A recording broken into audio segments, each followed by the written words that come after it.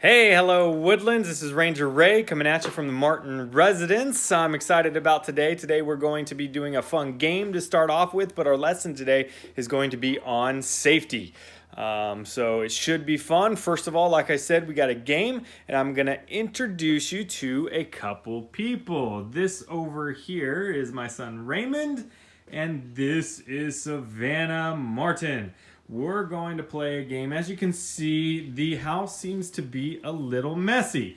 That is purposeful. And over here, we have a nice little ribbon. So the object of this game, and this game is called Blind Crossing. The object of this game is for Raymond, as he's blindfolded, to walk from the front of the door all the way to the back over here and get the ribbon without hitting anything. Savannah, on the other hand, she is going to be directing Raymond what to do. So Raymond has to listen to what Savannah's saying and not hit the things. And if he's able to come all the way across the room without hitting anything, he wins the prize. Cool. Sounds like fun. All right, and I do encourage you at home to do this with a sibling. So find an area in the house. If you have a brother or sister, you guys can play this game as well. Or if you have a mom or a dad that can help you out in this process, that'll be awesome as well. All right, Raymond, throw on the mask. He's putting on this hood here. I've already tested it. He cannot see anything through. And he's been staring at this little concoction for a while here. So he might have memorized it. So Savannah, help me in moving some of these things around so Raymond does not know where this stuff's at. So we're going to move maybe this here. Kind of move that there. Move Raymond's baseball bucket over here. You see his little skim board that we made a while back ago. We're going to move that. Move some balls around. Do some different things. All right. I think we're ready to go. All right. Now, on the count of 3, she's doing a little bit more moving. Make sure there is somewhat of a clear path. Okay. Now, you guys are going to have to communicate on how to get him across. So a lot of this is up to you, Savannah, okay? You can't touch him. You just have to direct him. All right, ready? Go. Walk. Jump. No. No. Farther, farther, farther. Farther. Oh, he's hitting a lot of things. I think he's losing this game. You go. No. Hop over. And then go. Right.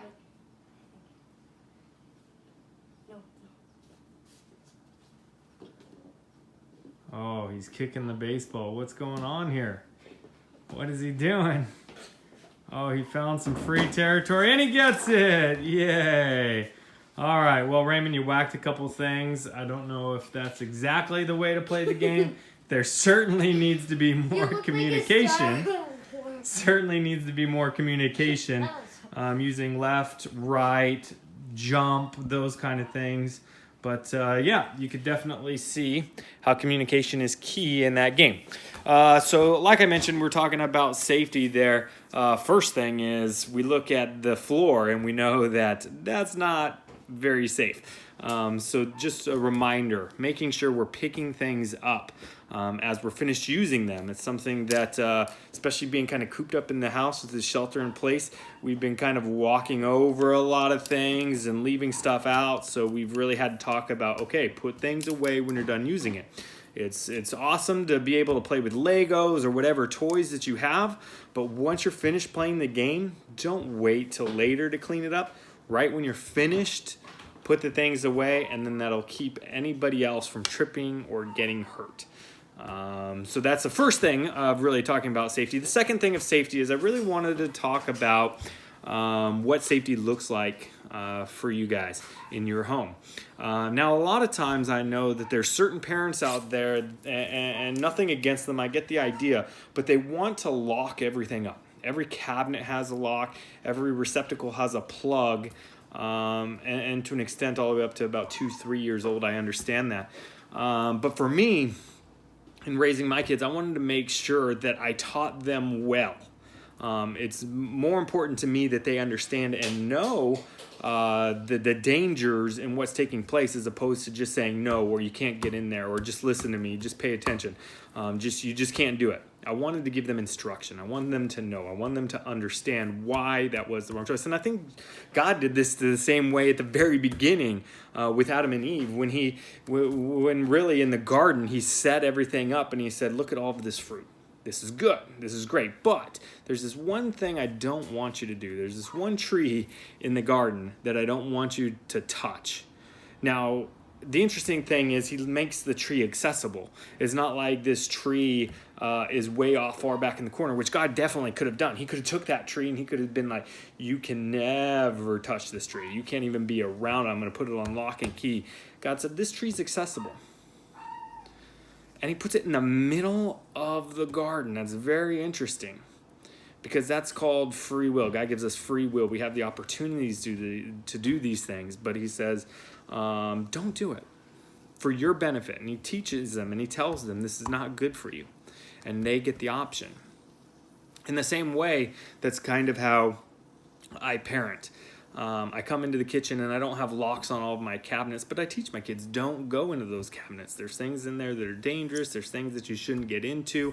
Or I take them to the stove and I teach them stove safety. I take them to the knife cabinet and tell them, don't ever get into these knives without permission. But then I teach them also how to use the knives properly. And I think Trail Life, to an extent, has the same kind of motto and theory, that we want to make sure that kids have the opportunity to learn how to do different things, whether it's starting a fire or whether it's carving or using wood tools. We want to teach them the proper way. We don't want to say, just stay away from it. You're too young. You can't do it. No, these things are good. They're dangerous, but we need to learn how to work with those dangerous things and do it in a proper way, especially under the obedience of our parents and how they teach us to handle those things, and only with their permission. So when we're talking about in the kitchen, for instance, and I'm going to swing the camera around here for a second, and we're going to go over some things within our kitchen that we could kind of talk about and go over.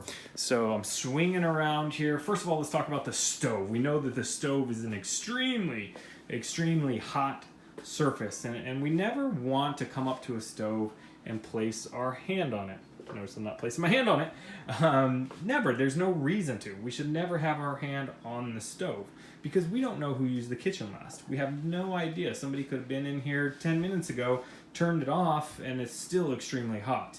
Okay, so never come into a kitchen and touch the stove.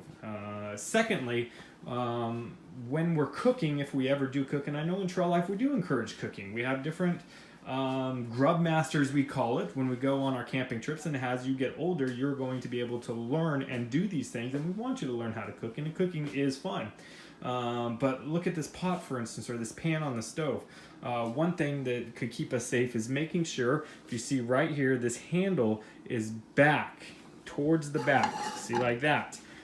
We don't want that handle flipped the other way. Imagine that pan having a lot of hot food in it, or some sort of fluid. And imagine somebody coming into the kitchen, and this is kind of a tight kitchen. See, if you notice, we have a bar stool right there, and then we have the wall. So anyone, and I'm going to come on this side, anyone could come into this kitchen like this, and whack this handle right here and dump all this on someone. And that could cause third-degree burn.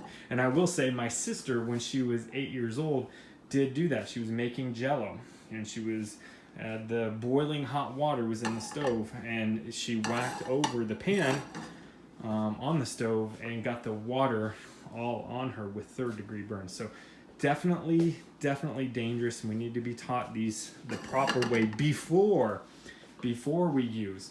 I appreciate and understand confidence, but at the same time, we need to be aware and understand that there are safety and danger concerns before we start something. And that's why we always ask permission from our parents before we do any cooking or work with any kitchen type of tools or appliances. All right, next we'll talk a little bit about fire alarms. So the interesting thing is when we're cooking, instead of calling this right there our fire alarm, we call it our timer. Because usually when that goes off, it definitely means our food's done. But that's not a fire alarm. We got to make sure that our houses have this in it. And the purpose for that is if there's smoke or some kind of fire, whether it's from the kitchen or wherever it is in the house, that that will pick it up. That will help us to know that there's a fire in the house. And if you hear that, you drop down to the ground, boom, and crawl your way to the nearest exit. The reason that we do that, we go to the ground, is because that is where there is not as much smoke. There's almost no smoke down near the bottom. There is some, but there's not as much. If we stand up, then we're going to be breathing a lot of that smoke in, and we could get sick, and we could kind of pass out and then end up potentially not making it out the door. So we want to make sure we crawl, get to the nearest exit, and then testing the handle before you touch it, because that could be hot too, especially if there's a fire. So you just want to kind of slap it a little bit, make sure it's cool, and then open and head out as quick as possible to the exit. If the handle is in fact hot, then obviously you would take a shirt, a sock, something, put your hand over it, open it up quickly, and get out the door. So fire smoke detectors is definitely something that we want in our home. And if you have a 2-story, you want to make sure it's both on the top floor and on the bottom floor, and preferably near the kitchen, because that's usually where a lot of fires happen. In our house, we have a smoke alarm in every room of our house. One, it's just obviously great in case a fire could start anywhere. Typically it is the kitchen where it starts, but it could start anywhere. So we have a smoke alarm in every room of our house. Okay, and next I wanted to talk about, we talked about the stove, we talked about the fire alarm. All right, the next one is fireplace. Now, not everyone has a fireplace, but some people do, and we got to talk about that. Mine is a wood-burning fireplace, and it's, I'm going to flip this around. It's one of those exterior hot stove ones. We very, very rarely use this, but the idea of this is you kind of open this guy up, and you put the wood and the different things in there, shut it, and then it heats up, and then all of this is completely metal. You heat all of that up, and that gets really hot, and then it really heats up the entire house. It's very, very efficient. Works very well. The problem is, like I said, it gets very hot. So you want to be careful, obviously, around it and not to touch it. Typically, if we're using this and it's in use, which it hasn't been in a couple years, we will put a little cage around it, and we want to make sure that it always has a cage so somebody doesn't accidentally walk into it or get bumped. So just another way to be safe is kind of avoid the fireplaces, or if you know this unit wasn't here and it was just a fireplace inside, kind of the same thing, just putting up a net and protecting ourselves from that. Okay, so really the biggest thing of today is just being aware of your surroundings, being aware of where you're at, knowing that you might walk into a friend's house and they don't have all these safety precautions, so you have to understand what they are. Another one is, just really chemicals. There's a lot of different chemicals in houses for cleaning. There's medications, some of us have coughs and colds, and there's different medications that we typically have a cabinet. For us, we put ours in our high cabinet. There's not a lock on it, again, because we teach our kids don't go in there. We don't want we want to teach them and have them understand, because the theory behind that is if we do put a lock on it, then we're teaching our kids, we're saying, hey, you could get into any cabinet or get into anything as long as there's not a lock on it. You know what I mean? You could get into anything as long as there's not a lock on it. Well, our rule is you don't get into anything unless you have permission.